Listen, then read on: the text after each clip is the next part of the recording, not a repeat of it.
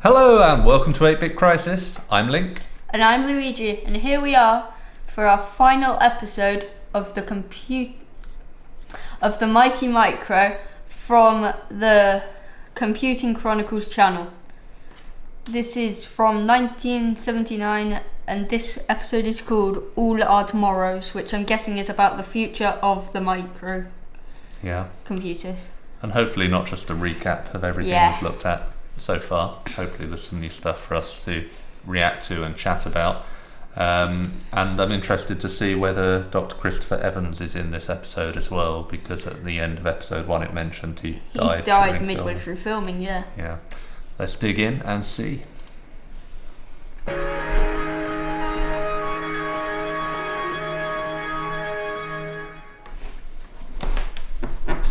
When this series was being planned, just under a year ago, very few of us had actually heard of the Silicon Chip, except for some doom-laden media forecasts suggesting that it was yet another devilish invention whose only impact would be to create widespread social disaster and panic.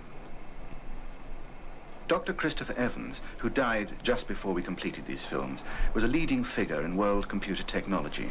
He was a scientist and was deeply involved in the psychological implications of the changes the microprocessor will inevitably bring. He felt passionately that this second industrial revolution will ultimately lead to a more affluent society, but more important, that it will create a climate of far greater social awareness, where in the future, mankind, freed from the drudgery of mass-producing goods, will begin to learn more about his world and its people. In this, the last program, 4 people centrally involved with the computer revolution will discuss some of these issues. We hope the points they raise reflect those you may have questioned on seeing these films.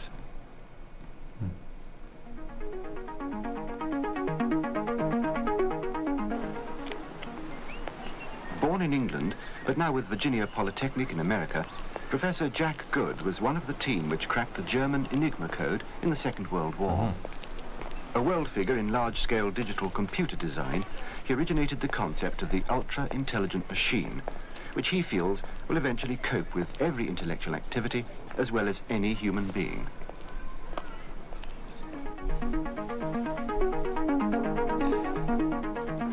James Martin is one of the world's leading experts on database and telecommunications systems, and he organizes international seminars on this theme.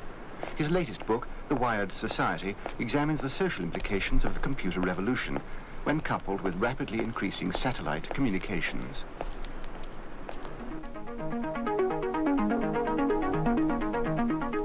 With a strong economic background, Barry Sherman has co-authored several books with Clive Jenkins on the effects the computer revolution will have on our patterns of work. He's the Director of Research at the Association of Scientific, Technical and Managerial Staffs in London.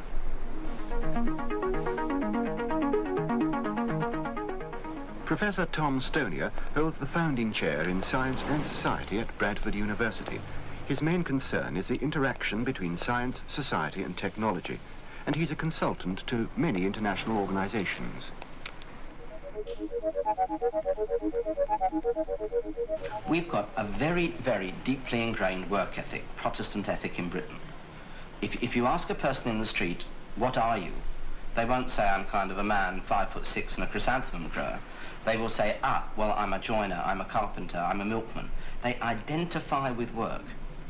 There is an identity in a job. So when people become unemployed and don't work, they tend to lose their identity.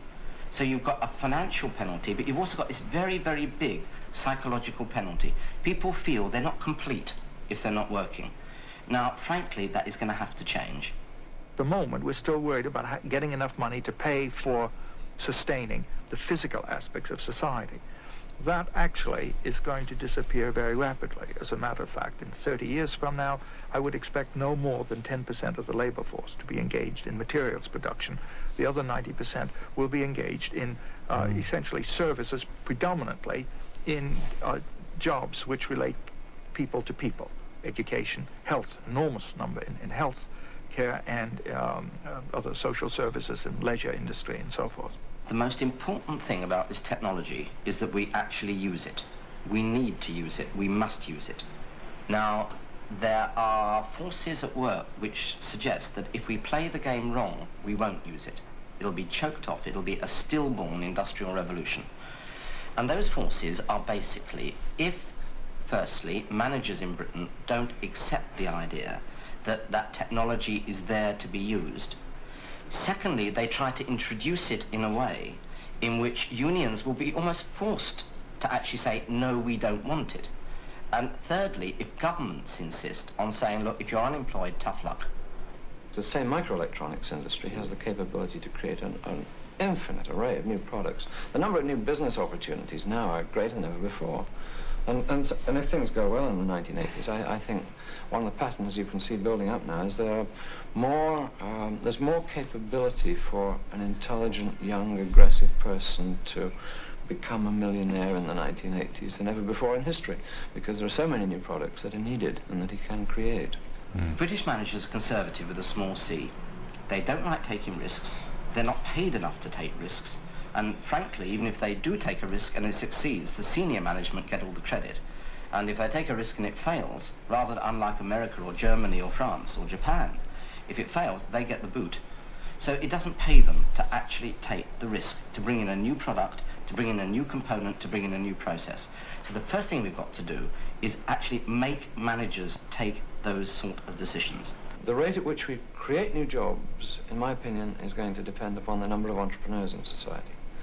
And so absolutely the worst thing that a country could do is to drive out its entrepreneurs. And as you look around the world today, as I travel the globe today, it's quite clear to me that some countries have been driving out their entrepreneurs. And that is very dangerous socially for the 1980s. Within the next 5 years, we should see the working week down to a minimum of 38 hours standard. And hopefully also with some sort of bar on overtime as well. And it won't only be Britain, it'll be almost every single West European country doing the same thing at the same time. Within 10 years, I would think that would be down to 35 or less hours. And certainly within 15, 20 years, that will need to be down to something like 21, 20 hours. Very low. Also, we shouldn't really think in terms of hours. We should think in terms of trips to work, which is the number of days that you work a week, not the number of hours. So people will be going for 3-day weeks, 2-day weeks, 5-day weekends. That'll be the answer.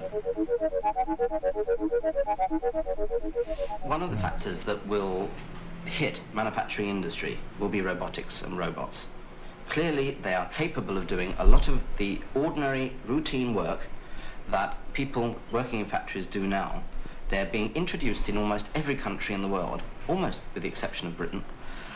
They will have an impact, certainly on some of the skilled trades like welders, that will decimate that particular trade. But then it's never been the most interesting job. And if robots just do the drudgery type jobs, then providing we have the rest of our system geared to the people being either unemployed or working less time, they must again be a very good thing. We are now beginning to see real robots working in industry. And I think there's going to be a mass market for robots in the 1980s. You look at the robot welding machines, for example, you compare the rate at which a car body gets welded in the Toyota factory in Japan with the rate at which it gets welded in the typical factory in Britain. And the difference is quite phenomenal. And you've got the mail boy, the robot mail boy in Citibank over here delivering the mail, wandering its way down the corridors. And you've got the robots in the nuclear power stations. So there is quite a bit of use of robots now, but nevertheless, the technology of the instrumentation, the sensors, the visual perception, these technologies have got to get much better before we can build really versatile robots. Any thoughts so far? Not really. I don't think there's much to really think about. I can't really fault what any of them are saying. All of it's really accurate, even what they think's probably going to happen, other than the stuff where we're not going to be able to work because robots are going to do it all. Like, you're still working 5-day weeks link. Yeah, I wish the whole 21-hour working week had come true, or at least, I suppose, more options to do it, because there is flexible working now. But I don't find it interesting whether they got it right or wrong. What I find interesting in this is that you've got people who are prepared to stick their neck out here and have a guess and say what they think is going to happen. And the only contradiction is he was almost criticising managers and saying managers aren't paid enough to make risk and they're not going to take risks on things. And it's like, well, why should they? You know, you're proved wrong in many ways. 40 years later, we can say actually you got a lot of this wrong. So maybe there's a reason managers would be risk averse. There's lots of other factors as well, like the relationships that managers would have with their staff and so on. So, yeah, okay, good. Of course, there is a kind of fear or a hope that robots will eventually be able to do all the manual work and even all the uninteresting clerical work that people do. So there is a possibility that the amount of work that men will have to do on the average may be reduced to an hour a week, for example. This is very pleasant if only we know how to use our leisure time, but at the same time it is also dangerous, I think. We don't know whether we'll be able to use our leisure time wisely. We don't know whether the machines that control the robots might find that humans are dispensable. Just as the major economic activity of the agrarian era was to produce food, the major activity of the mechanical era was to produce manufactured goods.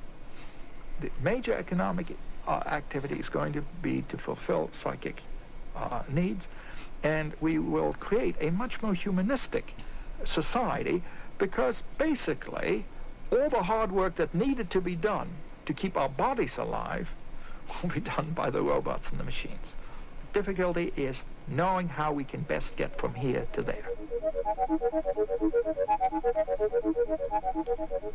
As a biologist, I've often wondered if there was a period in this part of the universe when life didn't exist, and it's only about 3 billion years old.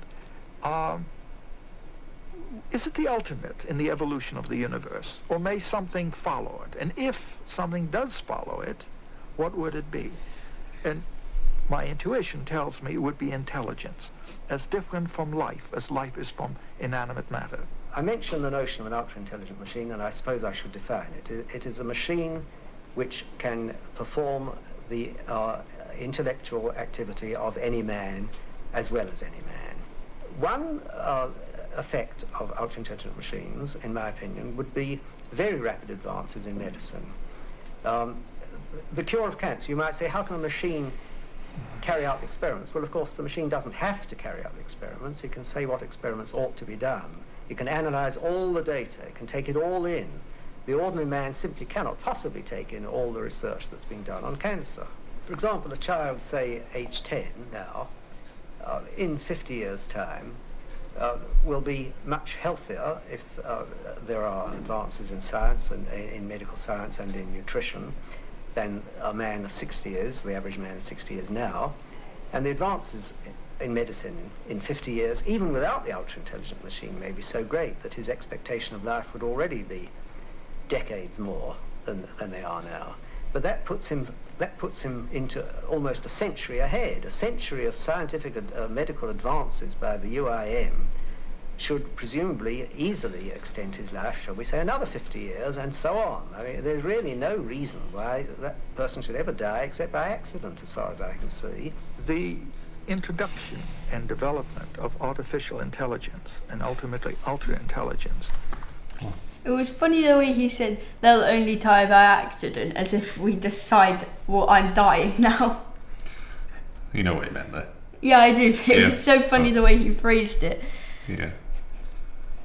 I always reflect on those types of things and think, if you're only living for leisure activity, do you really want another 50 years? I don't know. Yeah, but it's quite accurate about the couple of decades thing, because I think tell me if I'm wrong here, but the average life expectancy in the early 1980s was, what, like 60 something? Whereas now I think it's 82 in the UK. Mm-hmm. Yep, that's pretty high. It's not 120 though, which is what they were kind of forecasting at one point. I read relatively recently, within the last few years, that there's a belief that the first person to live to 1,000 years old has already been born. They think that it's going to be possible for people to live a very, very long time within the next century, but I don't know. Let's not dwell on that. Let's play. I think, first of all, it's going to cause a very negative reaction among a large sector of the population, for the very reasons that the idea that the Earth was not the center of the universe, or that humans were descended from other primates, generated that kind of reaction. We'd like to think that we are a very, very unique creature.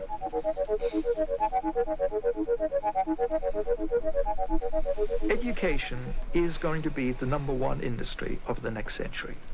There's no question in my mind of that.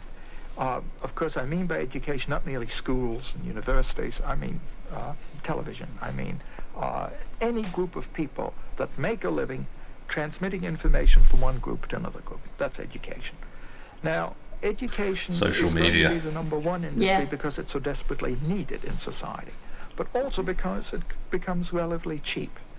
Firstly, the present trends are very clear already. Since 1975, the global budget for education has exceeded the global military budget, for example. We're going to see a continued expansion of that, but with the cheap information devices, both in terms of storage and retrieval, we're going to see a whole new kind of education, and it'll be really fun. We have the capability now to get superlative education into the home. We have the ability to create all manner of new job opportunities. You've got these millions of people converging on Manhattan every day in those awful trains. Now, I used to live 50 miles away from here and then commuted for an hour and a half and then for an hour and a half back each evening. Now, what a waste of life that is. And there's simply no need. You look at these big skyscrapers here, big insurance companies. What do people do when they come to those buildings? Well, they use the telephone, they talk to people, they use typewriters, they hold meetings. In fact, absolutely everything they could do in their little village 100 miles away, providing that the office which they walk to or bicycle to in that village has got a satellite antenna on the roof or an appropriate high-capacity link of the type that we're now building. One of the advantages of computers, especially computers in the home, is simply for education. If it is easy and playful, so to speak, to acquire information by pressing buttons, that would encourage many children, especially those who'd already been using the computer for playing games, to acquire information from a central information store. If the computer has a reasonable degree of intelligence so that it can answer questions as well as ask them, then of course you have something in the nature of a teacher which the child would have good rapport towards. Some children, I think, are hard to educate simply because they cannot get rapport with an adult. The home environment will be unprecedented in the information. It'll make owning books or an encyclopedia as outdated as now owning a Victorian slate to scratch on. That rich information environment will be a source of great stimulation and of great joy. However, we must recognize that the transition period is going to be very difficult.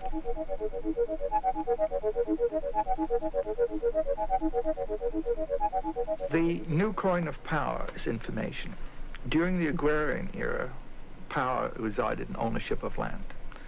During the mechanical era, highlighted by the Industrial Revolution, of course, it was capital and money. Now it's information.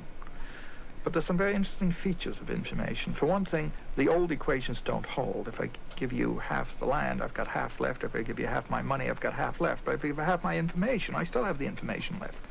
So it creates all kinds of new economic interactions, certainly interactions which I think will tend to favor cooperation. Well, one of the great fears that people have about the spread of computers and the spread of advanced telecommunications is that it could be a tool which enormously aids a totalitarian government or a dictator. You can just imagine the appalling things that a Hitler could do with the technology which we have today. And so this is one of the very real fears. Now, totalitarian societies tend to be scared of too much communications. And if you Do you know what that means, totalitarian societies? No, I actually don't. It's a dictatorship. Oh. So all of the power resides totally within either one person or one small group of people. Yeah, I've heard of it, but I thought it meant like it's all. I didn't think it meant it was all to. I thought it would mean instead of all being totally down to one person or a group of people. I thought it meant like the total of the population decided it, like in Britain, where it was like a almost democratic. Yeah. Like everyone gets a say. No, it's the opposite. So they're talking about the issue of Big Brother knows everything, and if a totalitarian state knows everything about everybody, then they have total control. Yeah. That isn't a good thing. Yeah. It'd be interesting, wouldn't it, because most of these guys, I imagine, if they're not still alive, then they would have been when Wikipedia came out. Yeah. So they would have seen that proliferation of pretty good information. Overall, Wikipedia gives good information. But then, sadly, they probably also saw TikTok as well, which would have saddened their heart, I would imagine. Right. If you look at the totalitarian societies, you find that most of the communications goes from the center to the periphery in the society, and the periphery doesn't have much lateral communications. In fact, at the beginning of this decade, I believe it was true that the number of telephones per person in Russia was less than the number of telephones per person in Fiji. I think that the importance of communication is shown rather dramatically by the possibility of the leaders of governments, especially, being able to become friends with the leaders of other governments. They could communicate so well, assuming that, for example, that mechanical translation was available, and so immediately, that they might become as friendly with the leader of another government as they were with the people in their own country, rather like the way that political marriages were arranged over the course of history. There is perhaps, strangely, one kind of sunny ray on the horizon, and that is the European Economic Community, of which I am not noted to be the most fervent supporter. But the Commission themselves have actually realized there is a problem, and they are producing documents to try and work out what the future will be for Europe, not based on the traditional patterns, not based on the traditional political patterns, not based on the traditional heavy industries, but based on a new form of industry, a new form of knowledge-based industry. One of the real problems that is facing the world today is that the rich nations are getting richer, the poor nations are getting poorer, and there has been no appreciable transfer of technology from one country, developed country, to an underdeveloped country. Now, one of the interesting things with this particular technology is that it's cheap. Where before, to transfer technology, that developing country would have to spend literally billions of pounds to get it in, you've suddenly got a technology where it can be bought for a trifle, comparatively. I mean, computers which cost £1 million are now costing thousands, even hundreds. Now, that means it's available at the sort of prices that developing countries can afford. And I think it would be a great shame if the Third World tried to copy the West and build the same highways and the same skyscrapers in the cities, and to some extent they are doing that now.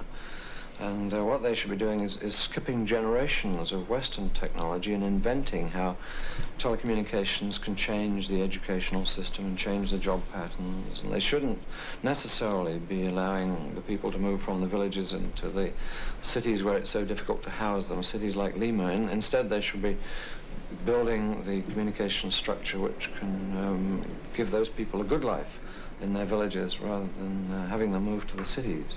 At the moment, the real gap is the information gap.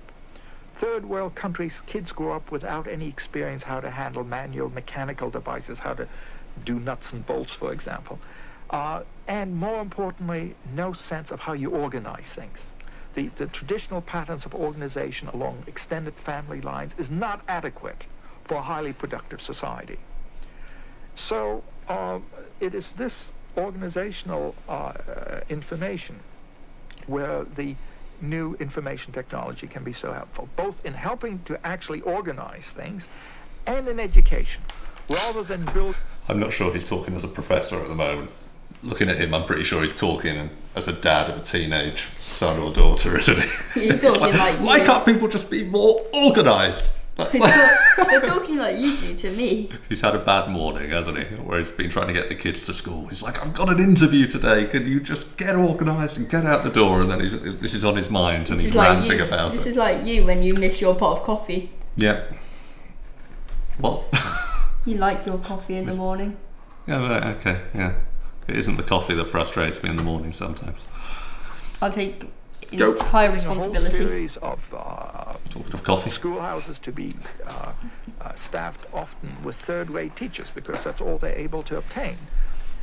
You put a mini computer and a television set in every hut. I mean, that's the extreme. But the thing gets cheap enough that you can do it. And you teach everybody not only how to read and write, about farming techniques, about nutrition, about cooking, whatever you want. And you get an enormously effective information transfer system. And that's where I think the great hope lies.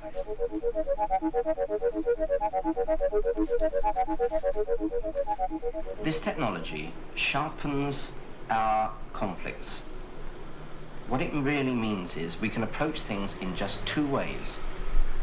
We can either say we carry on as we are at the moment with all our social, economic and political institutions and use the technology. And to my mind, all that will mean is a massive unemployment, a massive misery, a massive fear, and you will have to run that society at bayonet point.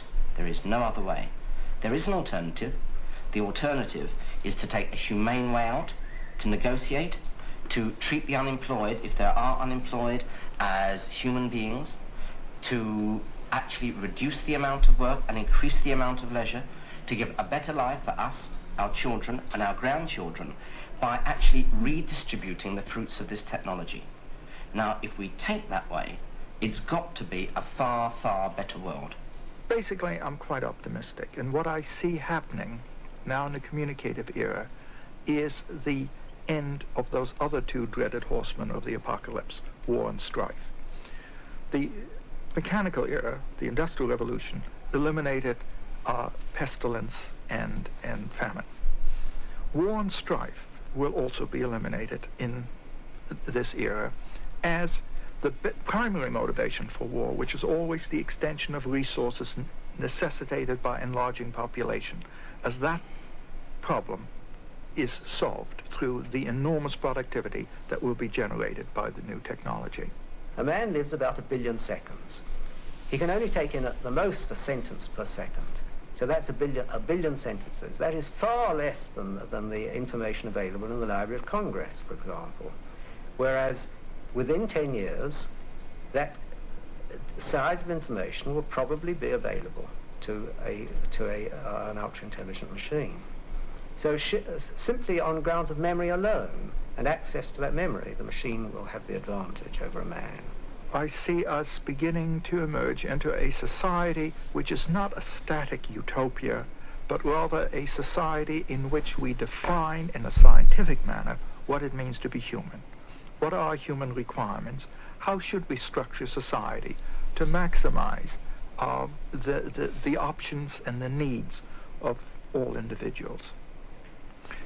And from there, we may begin to do what humanity may well have been destined, which is to have life spread beyond this planet out into space. You know, we've embarked on a wild adventure. We really have. And nobody knows where all of this is going to lead. And in a sense, nobody's in control. In a sense, the technology is leading us, and we don't know where it's leading us. All that we can sensibly speculate about today is what's going to happen in the next 10 or 15 years.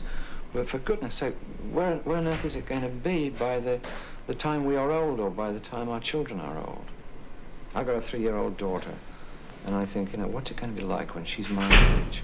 And I really believe we've got the capability today to build a much better world for her than people are living in today. Whether we find these views encouraging or disheartening, one fundamental fact has to be faced.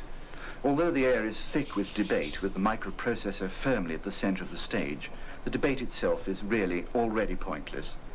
Today, our world is depending more and more on computer technology, and for some time now, we've been moving down a path from which there's no turning back.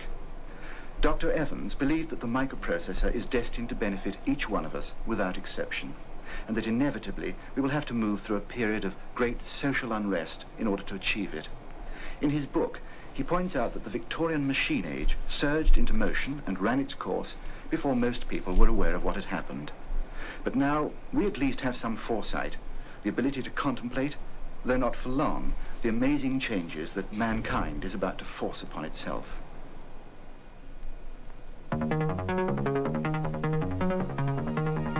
There we go. Okay.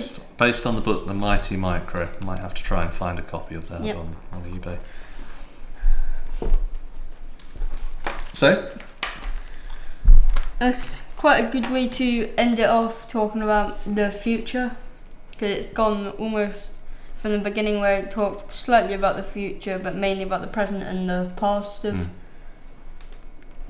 early computing, to like talking an entire thing about the future. Yeah, I think computers have the potential to really, really help lots and lots of people, but I don't think they're being used fully in the ways that they could, and I think there's definitely ways that they do some harm as well. But they're a product of humanity, so therefore I guess it's unreasonable to expect it to work perfectly, and maybe it would be boring if it did. And on that philosophical note, thank you very much for watching, and until next time, happy gaming.